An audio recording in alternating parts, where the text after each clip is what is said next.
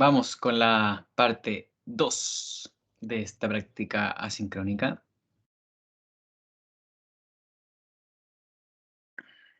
Ya. Ya les conté lo que pasaba con las masitas cuando estaban resistidas siempre por un resorte desde la posición de equilibrio, ¿sí? El peso anulado con la deformación estática, la componente del resorte debido a la deformación estática. Entonces resolví un ejercicio donde no le hice énfasis en que ya se trataba de dos coordenadas, pero aplicamos lo de la anulación del peso con esta parte estática. Ahora, los siguientes ejercicios ya son generales, entonces son un poco más generales, entonces vamos a ir paso a paso, ¿ya? Siempre que yo veo un sistema, lo primero obviamente tengo el enunciado, y lo primero es preguntarme, o sea, luego de eso, ¿con cuántas coordenadas independientes yo podría describir el movimiento? ¿Ya? Entonces, por ejemplo, este sistema dice que tenemos un disco de masa m y radio r, que es el disco de la izquierda, y rueda sin deslizar, una rodadura pura. Encuentra las ecuaciones del movimiento para pequeños desplazamientos. Ya, primero vamos a encontrar las ecuaciones del movimiento y vamos a ver a qué se refiere eso de pequeños desplazamientos. Generalmente cuando trabajamos estas ecuaciones más adelante en otras asignaturas, nos interesan cuando esa oscilación es de pequeña amplitud, ¿ya? Y eso nos sirve para simplificar las ecuaciones, la mayoría de las veces. Aunque no siempre en estos casos, ¿ya? Pero van a ir viendo en el camino de esta práctica qué podemos hacer con ello. Bueno, primero que todo, para poder reconocer qué número de coordenadas independientes necesito para describir el movimiento, me sirve reconocer primero cuántos cuerpos hay y definir con un desplazamiento, con una coordenada, su movimiento, y luego vamos a ver de todas las coordenadas que aparecen, vamos a ver si podemos relacionarlas entre ellas, o si definitivamente son independientes. Entonces, por ejemplo, tenemos el movimiento de este disco, lo voy a hacer un poquito más grande mejor. Ya con esto. Este disco se mueve X, ya, vamos a marcarle acá desde el equilibrio. El centro se está moviendo X, ya. Este disco también está rotando mientras se mueve ese centro, pero ya hemos analizado que ese movimiento del centro tiene que ver con la rotación del disco, ¿sí? Lo voy a recordar en un ratito más, ¿ya? O sea, yo podría ponerle X a esto, o podría ponerle desde el equilibrio que esto se mueve un ángulo θ, cualquiera de las dos, ¿ya? Pero podríamos contarla solo como una, ¿ya? Voy a poner el θ aquí, de todas maneras. ¿Ven? Yo puedo definir cualquier coordenada. Este tambor que está fijo aquí a tierra, el tambor y de inercia IP, también lo puedo hacer girar desde el equilibrio, o sea, medir desde el equilibrio un ángulo θp, que es distinto de ese θ. Y por último tenemos este desde el equilibrio, igual que yo podría moverlo una coordenada Y, por ejemplo. ¿Por qué? Porque tengo una cajita, el tambor y esto. Entonces ahora yo me debo preguntar si yo puedo relacionar ellas entre sí. Yo acabo de anotar 4 coordenadas, 4 formas de describir el movimiento. De partida ya tenemos mucho más claro que X tiene que quedar en función de θ o θ en función de X. Pero yo me debo preguntar ahora, ¿puedo relacionar, ya me voy a quedar con X aquí en el disco, ¿puedo relacionar X con θp? ¿Puedo relacionar θp con Y? Entonces, como yo les dije en el ejercicio anterior, una forma de reconocer que las coordenadas son dependientes y se pueden entonces relacionar una con otra es cuando están conectadas por elementos rígidos. En el caso anterior había un resorte entre los dos elementos. Y como había un resorte entre los dos elementos, entonces, perdón, aquí. Entonces eran totalmente independientes. Yo puedo dejar fijo uno, mover el otro, ¿sí? Mover un extremo del resorte, dejar el otro fijo, o mover uno para arriba y otro para abajo. Son totalmente independientes. En cambio, ¿qué es lo que sucede aquí? Tenemos un disco que si yo lo muevo hacia la derecha, voy a provocar que también se mueva el tambor hacia la derecha. O sea, perdón, horario, horario. Horario el disco, horario el tambor. Y si yo muevo horario el tambor, voy a hacer que baje la masita. Entonces, I debe estar relacionado al movimiento vertical de la masa 2M con el giro del tambor P, teta P, y también con lo del disco. Entonces son coordenadas dependientes. Puedo relacionarlas unas con otras. Entonces, finalmente voy a tener una sola coordenada independiente, que yo puedo elegir cualquiera de esas cuatro o tres, y la ecuación del movimiento me va a quedar con alguna de ellas. O sea, yo podría escribir, el resultado de esto es una ecuación del movimiento, pero que yo podría escribir de cuatro formas, e incluso si se me ocurre poner otras coordenadas para definir ese movimiento, podría tener innumerables formas de la ecuación del movimiento a la que debería llegar. Entonces yo voy a elegir, voy a trabajar con X, ¿ya? Pero para ir paso a paso, entonces, voy a ir en cada ecuación, en cada diagrama cuerpo libre, voy a ir mostrando cómo se puede relacionar una con otra, ¿ya? Cada coordenada, una con otra. Entonces, en Newton, lo típico es hacer DCL de todos los cuerpos. Por ejemplo, acá voy a hacer el DCL del disco M. Entonces, el DCL del disco M, ahora sí voy a ser más detallistas con lo de las coordenadas. Voy a moverlo en el centro, ¿sí? Imaginemos que aquí estaba el equilibrio y que el equilibrio en el eje teta, o sea, si hubiera trabajado con teta, sería todo eso, ¿ya? No me alcanzó la flechita ahí, pero creo que se puede entender. En ese DCL, me falta aquí, ya, en el centro, vamos a tener el peso del disco, el resorte que se opone al movimiento, el disco va hacia la derecha, entonces el resorte tiene que ir hacia la izquierda, K por su deformación, K por X. En el piso está el suelo, la normal, y la fuerza de roce. Es imposible que un disco tenga rodadura pura, o sea, que ruede sin deslizar, sin fuerza de roce. Pero no solamente eliminé el resorte, la tierra y el suelo, sino que también eliminé ese elemento que une el disco con el tambor. Entonces yo le voy a poner una fuerza que no tengo por qué saber su dirección y le voy a poner T1. Con eso listo, yo puedo poner aquí el diagrama de las fuerzas de inercia. ¿Ya? Así me voy ayudando a escribir después las ecuaciones. El centro va a tener la fuerza de inercia, que es la masa por su aceleración, pero como ahora hay rotación también, aquí cambia, ya no es solamente una partícula, una masita. Cuando un cuerpo se traslada y rota, en las fuerzas de inercia aparece también una cupla de inercia. Así como aparece m por a, aparece inercia por la velocidad, la aceleración angular.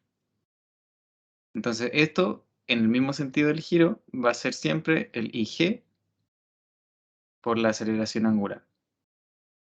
Que si yo defino el giro teta, entonces su aceleración angular es la de segunda derivada.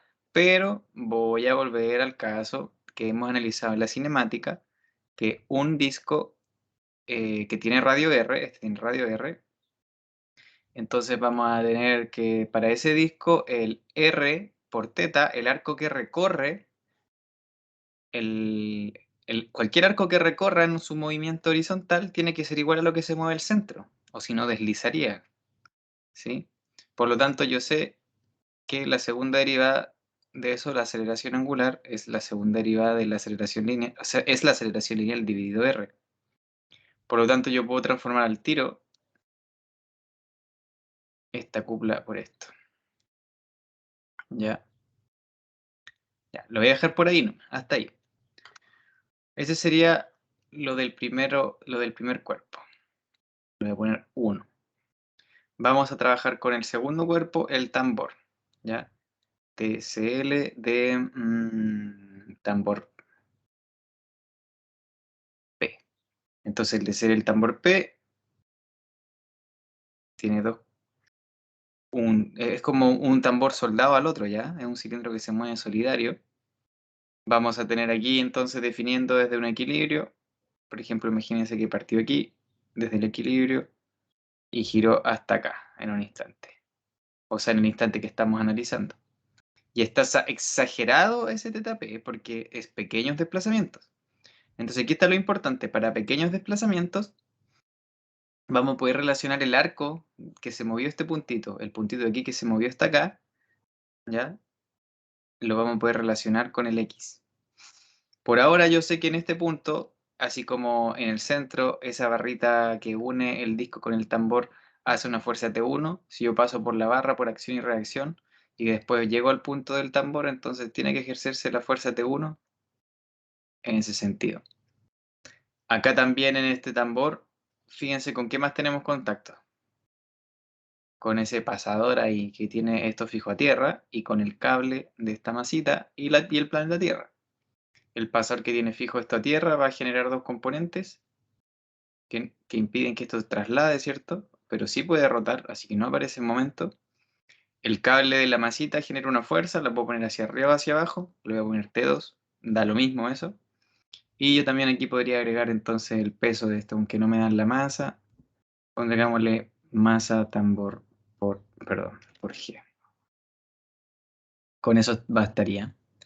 Y eso sería igual entonces a el mismo tambor y vamos a poner las cuplas de inercia y en la cupla de inercia aquí podemos agregar, bueno, G está justo en ese punto, la movemos hacia el mismo lado, así es positiva, y la inercia la tenemos en el enunciado IP teta P. Y aquí es donde está la clave. Para pequeños desplazamientos, este arco, el arco que dibujé ahí antes, este arco S, lo que se desplaza, eso es lo mismo que se desplaza al centro casi. ¿Sí? Lo voy a pintar en rojo mejor o en naranjo. Ese arquito que lo voy a dibujar al tirón grande tendría que ser lo mismo que se mueve ese centro hacia la derecha o hacia la izquierda. O sea, este arco, eso que estoy pintando ahí, tendría que ser lo mismo que X. Y ese arco, ¿por qué? Ese arco, lo voy a dibujar aquí un poquito más grande. Ese arco tiene un ángulo igual a teta P y el radio es RP. Por lo tanto, RP por teta P, cuando son pequeños desplazamientos, es casi un horizontal. Y ese horizontal tendría que ser lo mismo que lo que se desplaza al centro del disco. ¿Ven? Aquí sí como se ve en esta figura. Cuando esto es muy chico, es casi un horizontal. De esta manera, entonces, yo puedo decir que teta 2 puntos de P es casi lo mismo que X 2 puntos partido RP. ¿Ven? Entonces ¿qué estoy haciendo? Estoy cambiando ya todos los grados de libertad, todas las coordenadas que ocupaba, todas las estoy expresando en X. ¿Ven? Porque son dependientes. Y esto no tiene una aceleración lineal, pues solo rotación porque está fijo, ¿cierto? Entonces con eso nos quedaríamos. Eso sería los primeros dos diagramas de cuerpo libre. Espérense con esto. Esto del ejercicio 3 se va para después. Entonces ahora voy a ir al tercer diagrama y el tercer diagrama es el DCL de la masa vertical y que tiene masa 2m, así que por eso lo puse así. Miren, la miramos de nuevo acá, 2m y la hice bajar con valor de i. Entonces tenemos esa masita, la vamos a bajar desde el equilibrio, siempre es importante poner desde el equilibrio i. Entonces, igual por acción y reacción, si yo paso por el cable, este elemento aquí, T2 sería. Y el resorte, cuando esto yo lo muevo hacia abajo, es comprimido. Miren, 2K se comprime una cantidad I.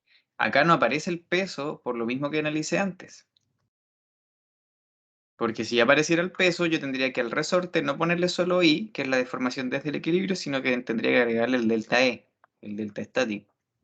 Así que simplemente con eso estaría. Un comentario antes de... Bueno, termino acá ya con el comentario mejor. Fuerza de inercia va hacia abajo, 2m, esa es la masa del elemento, por i 2 puntos. Un comentario, uno se puede confundir porque lo que está entre el disco y el tambor, o lo que está entre el tambor y la masita, son cables que uno podría pensar que se aflojan, ¿ya? En este ejercicio debemos suponer que son elementos que transmiten rígidamente el movimiento, ¿ya? Tanto en comprensión como en tracción. Y eso tomémoslo en cuenta. Pero los ejercicios en análisis de sistemas dinámicos igual se ven así las ecuaciones del movimiento con este tipo de ejercicios. Bueno, miren, así como X era teta P por RP, eso, acá nos va a pasar lo mismo, miren. Este arco que voy a marcar ahora aquí también en morado mejor. Miren, ese arco, ese arco, que va a ser igual a 2RP por θP, tiene que ser similar ahí. ¿Ven? Cuando son pequeños los desplazamientos. Entonces, 2RP por θP es similar ahí, entonces vamos a tener que I dos puntos va a ser igual a 2. ¿Y qué es RP por θP? Es X. Por lo tanto va a ser X dos puntos. Luego, bueno, y aquí, perdón, me faltó. Entonces, y es casi 2x, ¿cierto? Y después la derivada me da eso. Entonces yo enseguida aquí puedo entonces reemplazar este por 2k por 2x, 4kx. Y este va a ser 2m por 2x dos puntos, 4mx dos puntos. Listo. Eso sería... con eso el problema está ya casi listo. Ahora solo tengo que empezar a aplicar las ecuaciones de equilibrio, o sea, de la segunda ley de Newton para encontrar la ecuación del movimiento. En este caso, si yo parto en 1, me faltaría T1. Si yo parto en 2, me faltaría T2. Y si yo sigo en 3, podría completar el ejercicio. O sea, tendría que ir desde un lado hacia el otro. Voy a empezar en 3. De 3, voy a hacer una sumatoria de fuerzas en I. Y siempre a mí le aconsejo hacerlas positivas en el mismo sentido. ¿Para que qué? Para que la fuerza de inercia, en este caso esa, sea positiva. Entonces aquí nos quedamos con menos T2, menos 4kx, porque ambas van para arriba y positivo hacia abajo, es igual a 4mx2 puntos. Entonces ya tenemos el valor de T2. T2 es menos 4kx menos 4mx2 puntos. Entonces ahora vamos a 2. Y en 2 no nos queda otra que hacer sumatoria de momentos, ¿sí? O porque si hacemos sumatoria de fuerza, nos va a aparecer incógnitas o x y o y, ¿sí? Aunque la aceleración del centro de masa es 0, tendría el valor de x y o y en función de T1 y T2, o sea, no podría despejar T1, ¿ya? Así que conviene la sumatoria de momentos. Ya les contaré cuáles son los puntos donde yo puedo hacer sumatoria de momentos, o sea, con más detalle cuando pase el cuerpo 1. Pero desde ya, de 2, podemos hacer la sumatoria de momentos en un punto y solamente en estos casos, que sea el centro de masa o un punto fijo.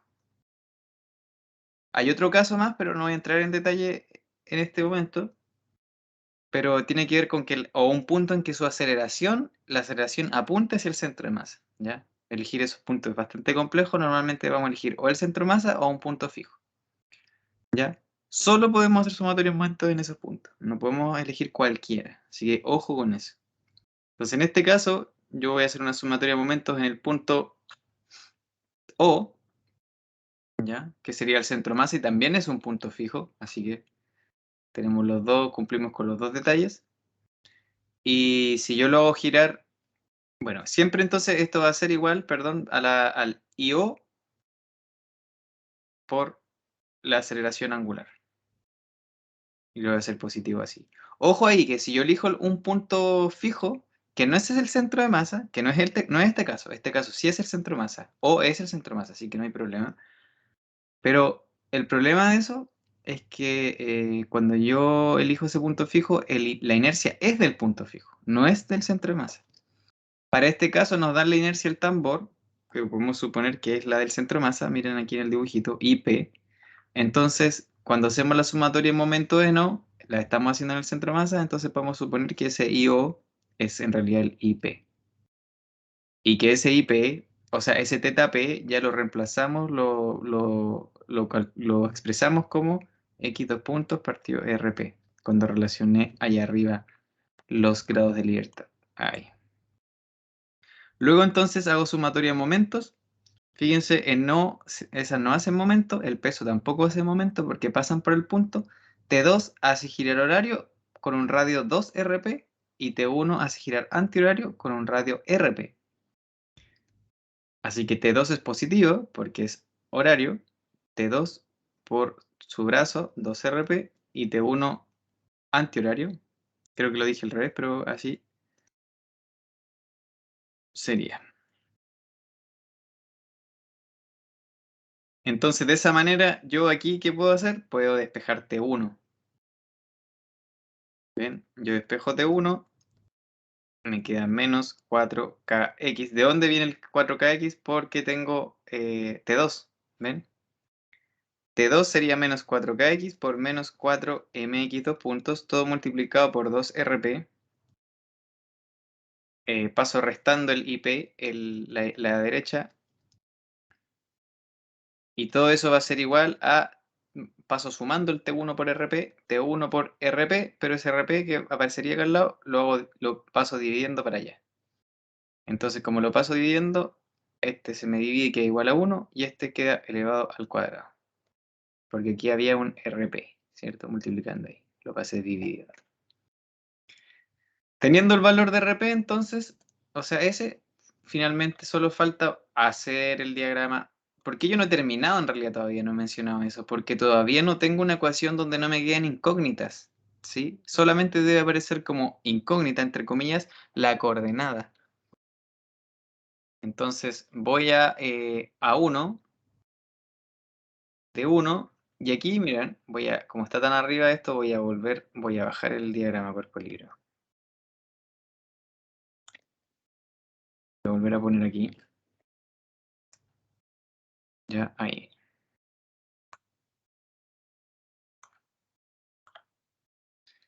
Entonces, de 1, yo puedo hacer la sumatoria de momentos, o sea, me acomoda hacer sumatoria de momentos, siempre tengo que mirar eso porque se me van hartas incógnitas si yo elijo un punto apropiado. Entonces yo veo que acá yo puedo hacer sumatoria de momentos, como les dije arriba, en el centro masa o en un punto fijo. Y el centro masa es este punto, y si yo hiciera sumatoria de momentos en ese punto, en el centro masa, entonces se me irían todas las fuerzas menos la fuerza de roce, y la fuerza de roce no la tengo. Entonces yo preferiría que se me vaya la fuerza de roce y quedarme con la incógnita T1, porque ya la tengo acá arriba.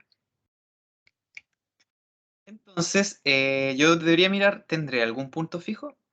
Y efectivamente, pónganle pausa a ver si lo piensan. Piénselo, pónganle pausa al video. Efectivamente, el punto de acá abajo, que le voy a poner el punto H, es un punto fijo. Porque como analizamos, tiene en cinemática la velocidad de un punto en rodadura pura es 0. ¿Se acuerdan que vimos la trayectoria y todo eso? Entonces, ¿no será lo mismo? Velocidad 0, punto fijo. En cada instante el punto de contacto es un punto fijo. Entonces yo puedo hacer sumatoria de momento en ese punto. Punto fijo, entonces aquí le vamos a agregar aquí arribita, velocidad de ese punto, 0.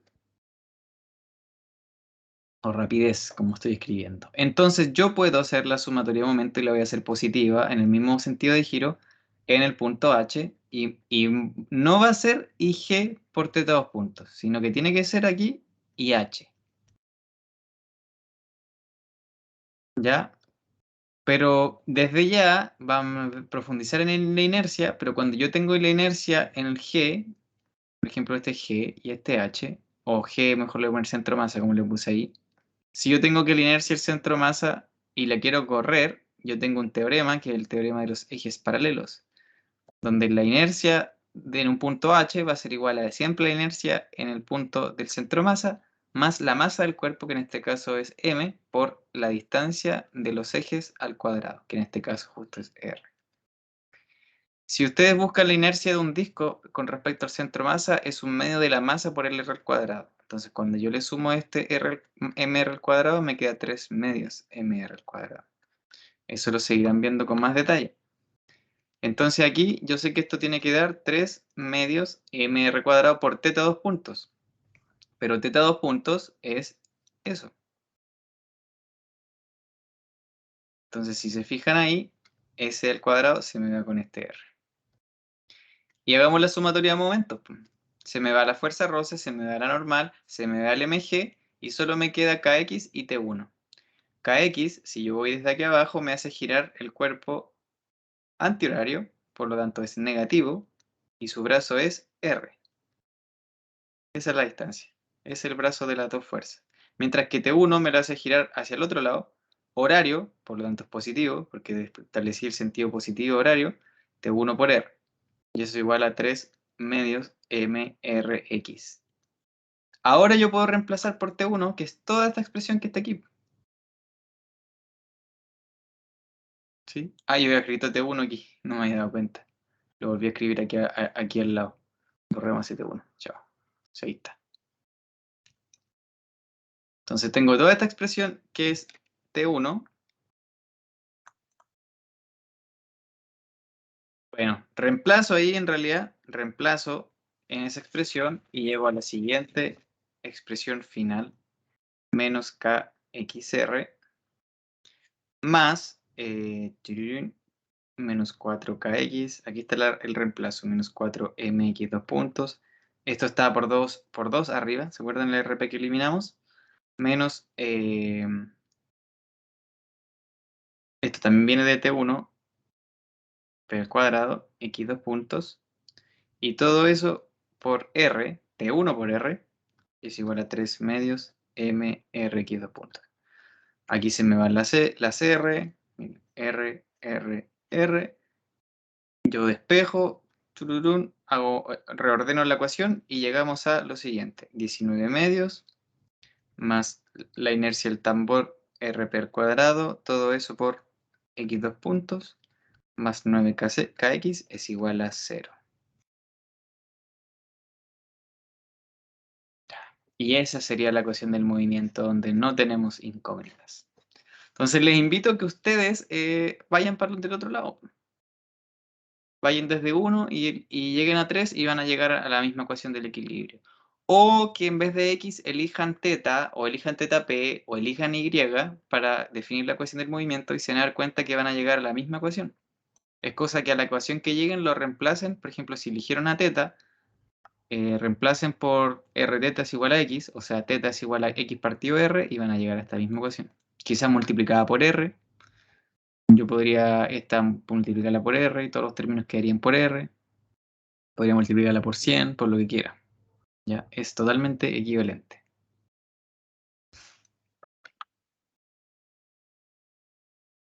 Entonces, voy a hacer ahora el ejercicio número 3. En el ejercicio número 3, tenemos una barra, dice, voy a aumentar el tamaño de la... Dice, la barra sin masa de la figura, o sea, tenemos una barra que no tiene masa, está articulada en el punto inferior y conectada a un resorte torsional. El resorte torsional es similar al resorte lineal, solo que se resiste, su deformación tiene que ver con el ángulo, ¿ya? Así que la fuerza, el momento, no hace una fuerza, sino que hace un momento, y su momento es la constante por teta. En vez de kx es la constante kt por teta. Dice, a su vez, la barra funciona como una guía sin roce de una masa M. O sea, tenemos una masita M puntual conectada internamente a un resorte de rigidez K. O sea, tenemos el clásico ejemplo de cajita resorte, pero dentro de una barra que está girando. Determina las ecuaciones del movimiento y considera pequeños desplazamientos. Ya, permiso, comer una galletita.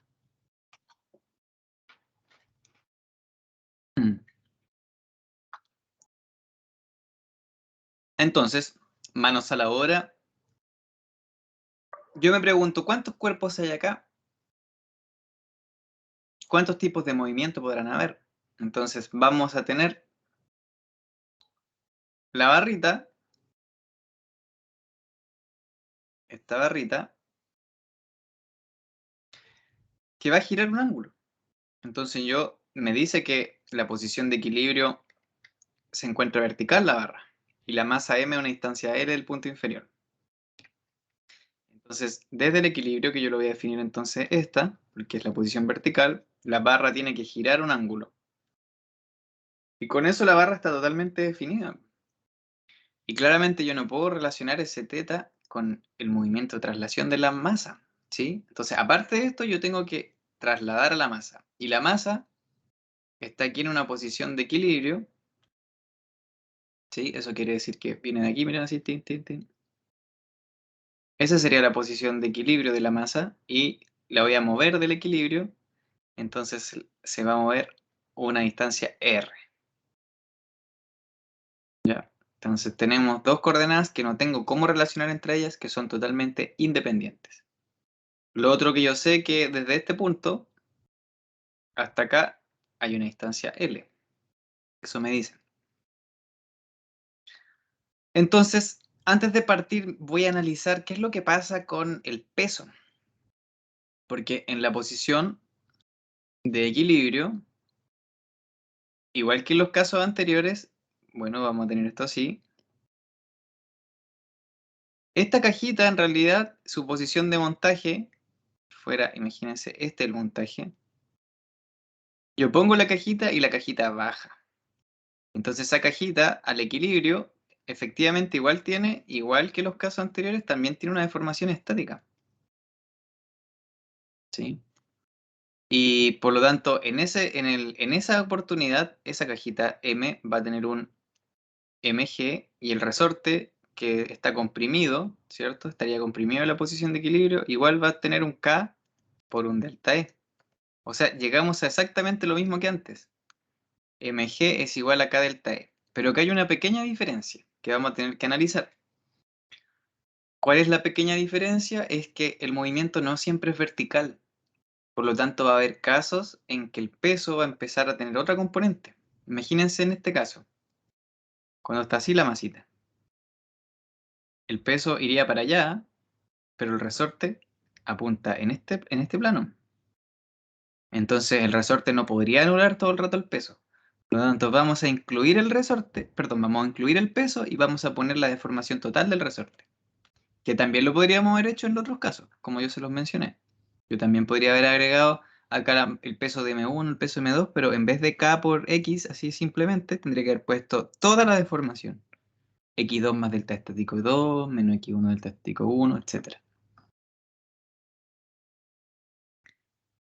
Entonces vamos, mira, voy a hacer el primer DSL, DSL de M, según este dibujito que está aquí. M va a estar aquí así, entonces vamos a, como les dije, desde el equilibrio y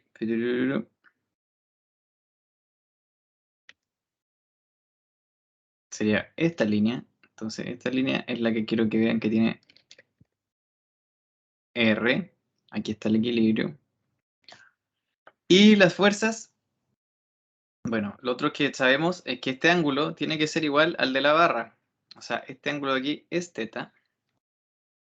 Y las fuerzas que van a ver, entonces, ¿con qué tiene contacto la barra? Bueno, antes del contacto siempre va a estar interactuando con la Tierra, así que vamos a tener el peso. Y con los elementos que interactúas con el resorte y las paredes de la barra. Bueno, las paredes de la barra las ejercen una fuerza normal, que puede ser positiva o negativa, y que sea negativa significa que en realidad la otra pared le está sosteniendo la masita. Y el resorte, y aquí está el resorte, si yo lo estiro, ¿cierto? El resorte se opone, es la constante, ¿y cuánto es lo que se deforma? Hay que poner toda la deformación. Entonces acá tenemos una pequeña diferencia porque el resorte en el equilibrio ya está deformado, pero está deformado en compresión. Fíjense que desde el montaje al equilibrio baja. Por lo tanto, cuando yo lo estiro hacia arriba, lo que en realidad se está deformando no es R simplemente ni R más delta E, porque delta E se opone al R. Entonces, la deformación real sería R menos delta E. Fíjense que si delta E fuera más grande que R, entonces se invertiría el signo de esto, la flecha iría para el otro lado, lo que tendría sentido. Significaría que R todavía no alcanza a compensar lo que se ha deformado el resorte en su posición estática y seguiría empujando hacia arriba a la cajita. Lo otro, eso sería la única fuerzas, y lo otro que nos falta acá sería las fuerzas de inercia. Entonces aquí tenemos que recordar la materia que hemos visto de cinemática. La voy a recordar con este ejemplo. Estamos en un caso donde tenemos una cajita, es como una pelotita, y voy a dibujar dos vectores unitarios para ayudarme a recordar. Vector unitario radial y vector unitario tangencial. Si yo tengo este punto A, ¿ya? Y este punto B, imagínense que estaba fijo, vimos en cinemática que la aceleración de A iba a ser la aceleración de B más alfa por R, ¿cierto? Alfa por ρ de A con respecto a B. ¿En qué dirección quedaba esa? En la dirección tangencial. También teníamos un menos omega al cuadrado por ρ en la dirección radial, ¿cierto? Estas son las clásicas, pero también teníamos un Coriolis, dos veces la velocidad angular por la velocidad relativa en la dirección tangencial, y también teníamos una aceleración, ¿cómo lo escribí aquí? Aquí, aceleración relativa, y esa quedaba en la dirección radial, ¿sí? Sí, podría ser los productos, dos veces omega, cruz, rho, punto, y tenía que tener esta dirección en este caso, en el caso que hicieron en clase con Felipe, en el caso del certamen. Entonces yo debo reconocer que este cuerpo siempre va a tener 4 aceleraciones en un movimiento relativo, ¿ya? En este caso AB es 0, ¿cierto? Para este punto no acelera en la barra. Entonces vamos a tener aquí la fuerza de inercia va a ser la masa de esto por todas esas aceleraciones. Fíjense, alfa por rho sería para allá, m por esa aceleración. ¿Qué es alfa acá? Alfa sería teta dos puntos. ¿Qué es r? R es rho, ¿cierto? ¿Qué es rho? Es la distancia que tiene la masa con respecto al pivote, aquí. Este sería mi punto B. Y la distancia es r más L por r más L. Ese sería m por r por alfa. La primera, esa. La siguiente que tendría que ser menos omega, entonces esa siempre va, es centrípeta, va hacia el centro. Va a ser m por, ¿qué es omega? Es la velocidad angular, que es teta punto, al cuadrado, y de nuevamente es el mismo r más L. Después tenemos Coriolis, que iría a la dirección tangencial, dos veces omega, teta punto por rho punto. Entonces, si yo derivo r más L, el L es una constante, se me va, me queda el r punto nomás. Y por último, la aceleración relativa, que va en la dirección de la barra, yo la puedo poner como la segunda derivada de r, porque es como cambia esta posición en el tiempo. Esa simplemente sería la incógnita si yo tuviera la variable. Si yo tuviera esas suposiciones R más L, sé que su aceleración relativa tiene que ser la segunda derivada de ello. Entonces, con eso, bueno, perdón, aquí me faltó, como estamos trabajando con las fuerzas de inercia, estamos multiplicando la masa del cuerpo por sus aceleraciones. Y esas serían todas sus aceleraciones. Mientras que el dCl de la barra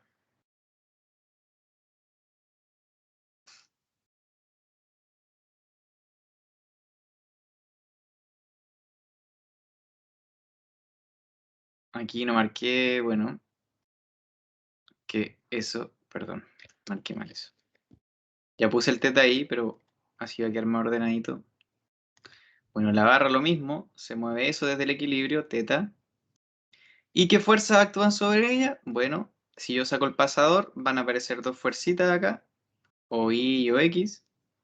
Pero aparte yo giré esto en sentido antihorario y tenía un resorte torsional. Y el resorte torsional, como les dije, ejercerá un momento que se opone a la deformación angular. La constante de ese resorte por teta. Es un momento ahí. Por acción y reacción, la barra hace una normal sobre la cajita hará la normal sobre ella. Y bueno, y la barrita tiene un resorte, el resorte está fijo a la barra y viene en esa línea horizontal ahí. Por lo tanto, si el resorte está en compresión, perdón, está en tensión, entonces en donde está aquí fijo el resorte también tendrá que verse esa fuerza de tensión, de tracción, K, y vale lo mismo. Si a alguien no se le ocurre cómo hago el paso, cómo llego de uno a otro, siempre dibuje el elemento nomás y diga acción y reacción de esta de aquí arriba, va hacia abajo, acá iría hacia arriba, acá hacia abajo, por acción y reacción, y va hacia arriba. Y eso igual, bueno, acá nos salvamos porque nos dice en el enunciado que la barra no tiene masa, masa despreciable. Si tuviera masa, yo tendría que agregarle, imagínense que tuviera una masa m, tendría que agregar la aceleración tangencial, la aceleración centrípeta del centro de masa, del centro de masa. Por lo tanto, entonces sería m, porque es una fuerza de inercia, ¿y cuánto sería si esto fuera L, largo, el largo de la barra fuera L? Entonces, esto sería alfa por R, y alfa sería teta 2 puntos por L medios. Alfa por R. Y acá sería m por omega cuadrado, teta punto cuadrado, por R, L medios. Esas serían las aceleraciones del centro de masa, sumándole la cupla de inercia y del centro de masa, teta 2 puntos. Bueno, eso sería todo. Eso es lo más difícil de estos ejercicios, tener bien hecho el diagrama de cuerpo libre y tener el diagrama de aceleraciones. Porque luego de eso, yo simplemente puedo decir entonces de 1 y de 1, simplemente aquí yo puedo hacer las sumatorias y las direcciones que me interesan. Por ejemplo, acá puedo trabajar con la dirección radial y aquí, y también puedo trabajar con la dirección tangencial. Y en vez de hacer sumatoria de fuerzas en X, puedo hacer la sumatoria de fuerzas en la dirección radial. Por ejemplo, positiva hacia allá. Igual, me voy a quedar con ¿qué? Con m por r 2 puntos más, menos, perdón, la otra aceleración que está en la dirección radial es teta punto cuadrado por r más l. Lo bueno de estos ejercicios es que se nos van a simplificar y les voy a mostrar pronto, ¿ya? Primero voy a sumar aquí. ¿Cuáles fuerzas están en la dirección radial? Tenemos una componente del peso, que la voy a pintar aquí en naranjo. El peso se podría dividir en dos componentes, esa así en naranjo y otra así. Entonces, esa que está en la dirección radial va negativo en la dirección radial, menos, y vale mg coseno de teta. Porque este teta que está acá se puede copiar ahí al frente. Y la otra sería menos k por r menos delta e. Y eso va a ser igual a todo eso que está al lado. Pero ahora sí va a ser importante que recurramos a lo que decía que al principio. Considera pequeños desplazamientos, ¿ya? Yo podría despejar esta ecuación y dejarla así lista, pero cuando lo voy a escribir aquí mejor. Cuando consideramos pequeños desplazamientos,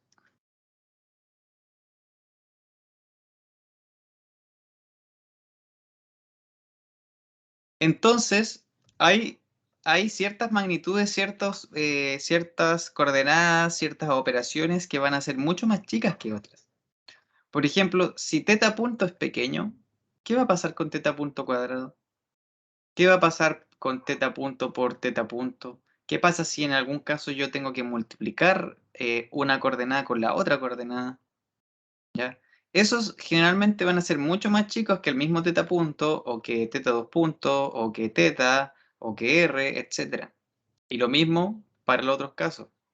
Por lo tanto, todas estas expresiones para pequeños desplazamientos, cuando se multiplique una coordenada con otra en cualquiera de sus variantes, posición, velocidad o aceleración, la vamos a aproximar y despreciar, la vamos a aproximar a cero. Mientras que otras cosas para pequeños desplazamientos, cuando tengamos senos de una coordenada, en este caso teta, por ejemplo, pero puede ser cualquier ángulo, o cosenos de teta, ustedes pueden ver en su calculadora que esto es generalmente muy parecido al ángulo. Pasen su calculadora a radianes y pongan, por ejemplo, seno de 0.001 radian. Y la respuesta les va a dar casi 0.001. ¿Sí? El mismo ángulo, cuando los desplazamientos son pequeños. Y el coseno de teta, cuando es coseno de 0.001, casi siempre les va a dar muy cercano a 1. Entonces, voy en morado a hacer estas operaciones que yo podría hacer al tiro en mi diagrama, ¿ya? En este caso no estoy en el diagrama, ya lo voy a hacer en las ecuaciones. Fíjense que aquí teta punto al cuadrado es un valor mucho más chico que los otros, entonces yo directamente voy a despreciar este valor. Miren aquí el coseno de teta, muy cercano a 1. Entonces fíjense que la ecuación se simplifica bastante. Nos quedamos con mr dos puntos más kr mg menos k delta e. Y miren, esto ya lo conocemos, de arribita, esto es 0. Por lo tanto, efectivamente, en la dirección radial, la ecuación del movimiento, fíjense, queda casi igual al del cajita resorte para pequeños desplazamientos. Mx dos puntos más kx. Es el mismo. Tenemos nuestra primera ecuación del movimiento. Si hacemos entonces ahora la otra dirección, en la dirección tangencial, y esta la hice positiva hacia donde estoy moviendo, vamos a tener, miren, acá arriba está, estas dos aceleraciones. M por teta dos puntos por R, más teta dos puntos por L, la separé a propósito, más M por 2 teta punto R punto. 2 teta punto R punto. Vamos a linealizar al tiro, miren. Cuando yo linealizo esto, acá hay 2 grados de libertad multiplicándose. ¿Qué vamos a hacer? 0. Y aquí también, 0. ¿Cuáles fuerzas están en esa dirección? Vamos a tener la normal, pero la normal se opone, miren, en la dirección tangencial negativa, y vamos a tener la componente del peso positiva en esa dirección, mg seno de teta, más mg seno de teta, y bueno, eso va a ser igual a esto. Y el seno de teta, linealizándolo, se transforma en teta. Por lo tanto, estamos casi con esta ecuación del movimiento. Estamos casi, más n menos mg. Todavía no estamos listas, porque nos falta cuánto vale la normal. ¿Sí? Entonces, para poder encontrar la normal, tengo que recurrir al DCL2. Entonces, tengo que ir a 2, de 2. Y en 2, bueno, como yo les dije, en realidad la barra nos dice el enunciado que su masa es 0, así que tiene inercia 0, aceleración 0, todo es 0. Por lo tanto, yo donde haga el sumatorio de momento o de fuerza tiene que ser 0, pero yo tengo que elegir un punto fijo o el centro de masa si hago sumatorio de momento. Así que voy a elegir el punto fijo O, así se me van las componentes OX y OY. Positiva en esa misma dirección, pero para este caso eso es 0, porque la inercia es 0. Entonces vamos a tener la normal, y la normal está, miren, esta distancia donde está la normal es R más L, ¿cierto? Porque la cajita está a R más L, como lo dibujé aquí arriba, R más L. Por lo tanto, la normal, ¿hacia dónde se girar? En el mismo sentido, antihorario, pero su brazo es R más L. Vamos a tener el momento debido al resorte, Kθ, el resorte torsional. Y bueno, la componente del resorte pasa por el punto, así que estamos listos acá. N va a ser Kθ partido R más L. Pero para pequeños desplazamientos, R va a ser mucho más chico que L. Porque si está vibrando y es pequeño desplazamiento, el largo de donde ya está la barra, vamos a suponer que es mucho más grande. Por lo tanto, nos vamos a quedar con esta expresión. Reemplazando esto en esta ecuación, en asterisco, entonces nos quedamos con la última ecuación, K por T dividido L teta menos mg, y todo eso por teta es igual a 0. Y ahí tenemos nuestra segunda ecuación del movimiento.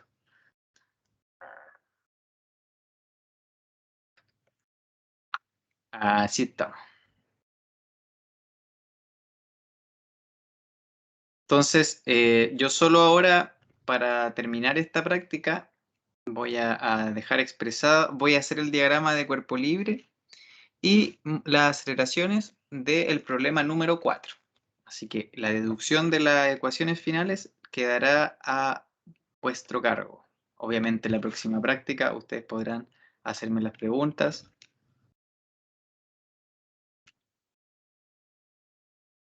Como enseguida, se me está acabando la pila al mouse, parece.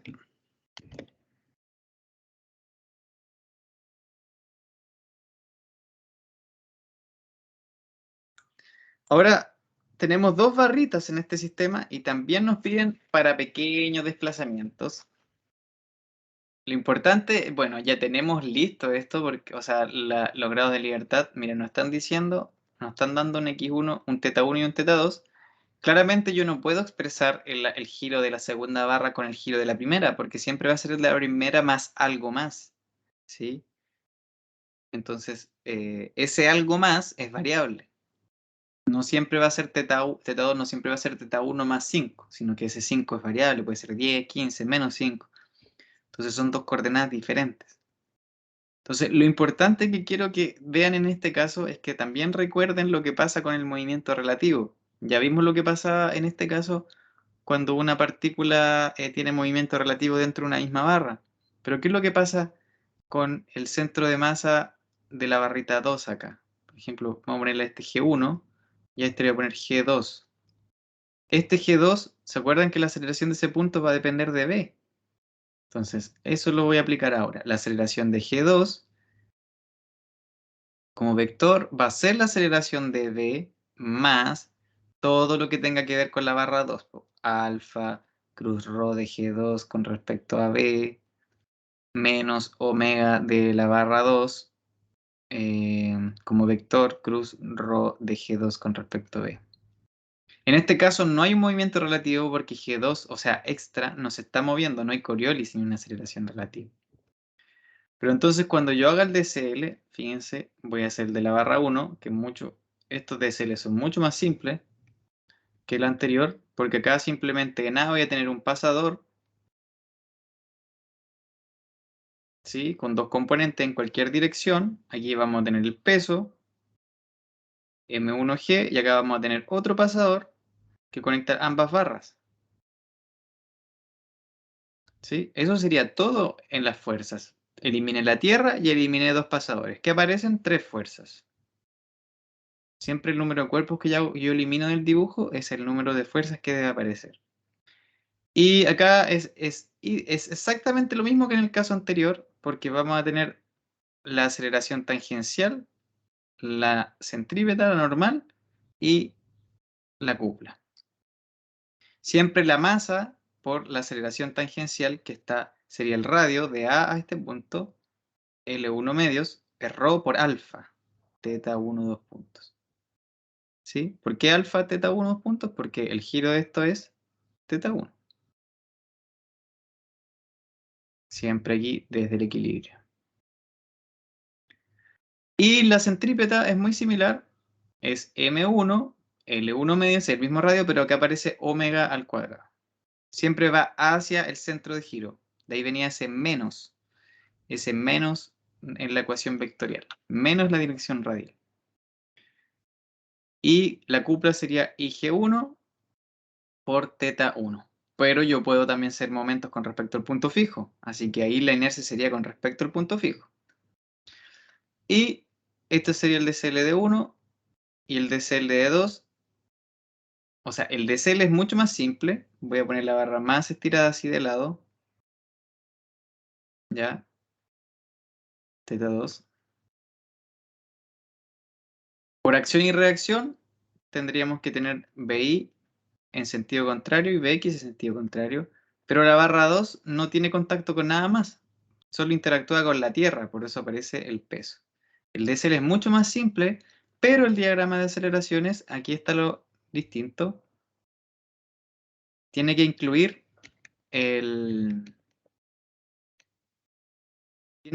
la aceleración de A. Como escribí aquí arriba, la aceleración de G2 es lo que va aquí abajo. Y la aceleración G2 tiene que incluir, perdón, la aceleración de B, no de A. Si yo pusiera solo alfa por R y omega cuadrado por R, o sea, omega, perdón, cruz, acá me equivoqué, era omega, esta ecuación está mal. Cuando es de aceleración, yo puse la velocidad. Era omega 2, no vector, ¿cierto? Al cuadrado. Esta es la tangencial y esta es la centrípeta, o la aceleración normal. Si yo tomara solo estas dos, esta y esta, para G2 sería exactamente lo mismo que acá arriba. Yo voy aquí, hago una aceleración tangencial, M2, porque es fuerza de inercia, por L2 medios, sería este radio, L2 medios por teta 2 punto, la velocidad angular de 2 al cuadrado. Perdón, no es la velocidad angular. Teta 2, 2 puntos. La aceleración angular de 2. Mientras que la centrípeta sería dirigida hacia allá y tiene un valor de m2, bueno, es la fuerza de inercia, por eso va por la masa. Rho, L2 medios, esa distancia al punto B, por ahora sí teta 2 puntos al cuadrado, omega al cuadrado. Omega al cuadrado por R sería eso, omega cuadrado por R. Alfa por R sería eso. Todo multiplicado por m2. Pero hay que sumarle todavía la aceleración de v, y aquí está la diferencia. Entonces voy a marcar bien los ángulos. Miren, si θ2 es ese ángulo que está acá, si θ2 es ese ángulo, entonces vamos a tener θ2 tanto aquí como aquí. Pero nos falta la aceleración de v, y esa aceleración de v va a ser una componente de la aceleración de g2. Por lo tanto, vamos a tener que... ¿Cómo sería la aceleración de g? Mira, voy a recordarles aquí con la... de v, perdón. La barra 1 es así. Por lo tanto, la aceleración de v, perdón, sería muy similar a la aceleración de g1, pero en vez del radio L1 medios, tendría que ser L1, porque en v tengo que moverme de A hasta B, no hasta g1. Entonces voy a poner esas en morado, o en negro mejor.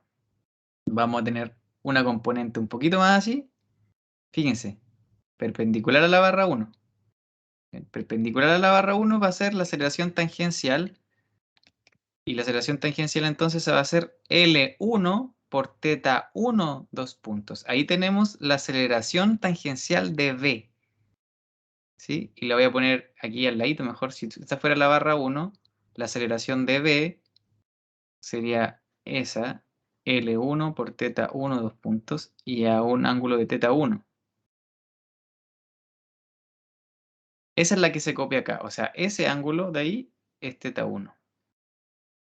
Y como esto estamos multiplicando, tenemos que hacer una fuerza de inercia, siempre es la masa del cuerpo por su aceleración, y esta masa es m2. Y vamos a tener que tener también la centrípeta, que está dirigida en la dirección de la barra, ahora es L1 por θ1 punto al cuadrado, omega 1 punto al cuadrado. Esa es la aceleración del punto B. Fíjense que la aceleración del punto B no tiene nada que ver con el giro de la barra 2. Solo depende de la barra 1. ¿Sí? Solo depende, está restringido ese punto B a moverse en esta trayectoria. Solo depende de la barra 1. Así que es coherente que tenga solo estas coordenadas. Bueno, esto está en perpendicular. Aquí en este espacio chiquitito ese, ahí aparece θ1. Y esta fuerza entonces va a ser L1 por la velocidad angular al cuadrado. Entonces yo les invito a que escriban estas ecuaciones del movimiento, porque aquí está todo, y ya linealicen. Miren, linealicen los θ punto al cuadrado y escriban las ecuaciones del movimiento, y les anticipo que, considerando que I, G de una barra siempre es 1 partido 12 ml al cuadrado, y si es del punto fijo, o sea, este sería G y este sería el punto B, le voy a poner H. Si es la inercia de un punto H, que también pueden sacarla, como en la barra 1, porque es un punto fijo, eso da un tercio. ¿Ya? Es cosa de que corran con el teorema de ejes paralelos, por lo mismo que le escribí antes. Más m por, si eso es L medios al cuadrado. Ya, si resuelven con esto, las ecuaciones del movimiento son las siguientes. 1 partido 12 m2 L2 al cuadrado más m2. Esto se podría haber juntado. Todo eso por θ2, 2 puntos. Más m2L1 por L2 medios por θ1, 2 puntos. Más m2G L medios teta 2 igual a 0. Esa sería una ecuación del movimiento. Y, o sea, es pura álgebra nomás tratar de expresar estas dos. Se los dejo ahí para que sea parte de su estudio, cómo llegar desde esas ecuaciones, desde esos diagramas de cuerpo libre a expresar esto. No simplemente sirve siempre mirar el desarrollo y entenderlo. Hay que ejercitar este tipo de desarrollos. Uno ve sus errores y puede aprender de ellos. Y aquí está la segunda ecuación del movimiento. Así que yo les voy a subir con la práctica más ejercicios para resolver con sus respectivas respuestas. Ahí están las dos ecuaciones del equilibrio. Dos ecuaciones independientes para las dos coordenadas independientes. Y así que les voy a subir. Tienen que estar activas ahí en su estudio. Estos van a volver a aparecer estas ecuaciones del movimiento. Es algo que se requiere entrenar. Así que hagan los ejercicios que queden disponibles en la práctica. Y la próxima semana, el próximo miércoles, entonces, lo primero que voy a hacer es consultarle. Si quedó alguna pregunta, igual voy a estar atento a lo que me escriban en el Teams. Quienes vean la clase mañana me pueden preguntar mañana mismo, porque yo no les conté con tanto detalle, creo. No, al principio no. Que tengo el examen de la garganta y no sé si alcanzo a llegar, ya eso lo dije, pero sí voy a estar en la tarde, o sea, quizá llego a las 4 y puedo estar respondiendo sus preguntas al tiro. ¿Ya? Así que espero que haya sido claro, cualquier cosa me preguntan y nos veremos pronto. Adiós.